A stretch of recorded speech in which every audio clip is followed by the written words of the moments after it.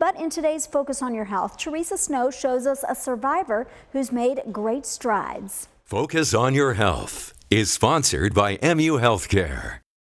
Happy smiles are a scarce commodity at the Neurosciences Intensive Care Unit, where patients fight for their lives.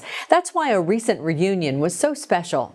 This is the team who cared for Steve Maddox during the most difficult 18 days of his life. When he first time came, the bleed was very terrifying, and I pulled his wife and said, well, we have a long road to go from here. Evidently, I was pretty sick. Steve suffered a brain bleed called a hemorrhagic stroke.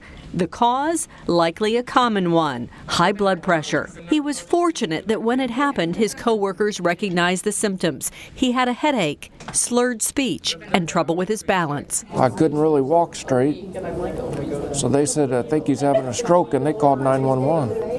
Their fast action and the Comprehensive Stroke Center at MU Healthcare made a life-saving difference. Steve is a determined young man. He is determined and he's a fighter. He really is. Walking into this reunion was a major goal for Steve and a major lift for his care team. Seeing him walking was actually the best gift that he could have given us. A gift that will motivate Steve on the next steps of his journey.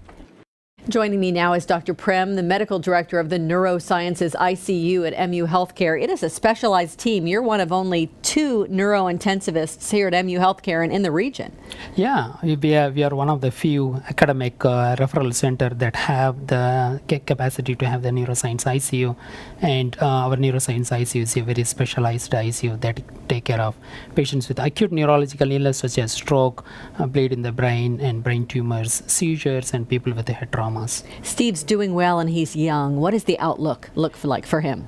Yeah, so Steve has already made a good recovery so far, and he's continued to recover for next 1 year, and usually the brain recovers, and being young, he has more chances of having the plasticity and recovery with the rehabilitation. He had high blood pressure. What are the risk factors? What should we avoid?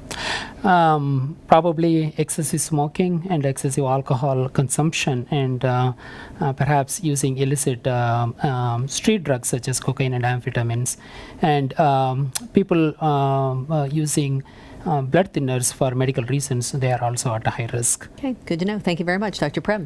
And with Focus on Your Health, I'm Teresa Snow. Focus on Your Health has been sponsored by MU Healthcare.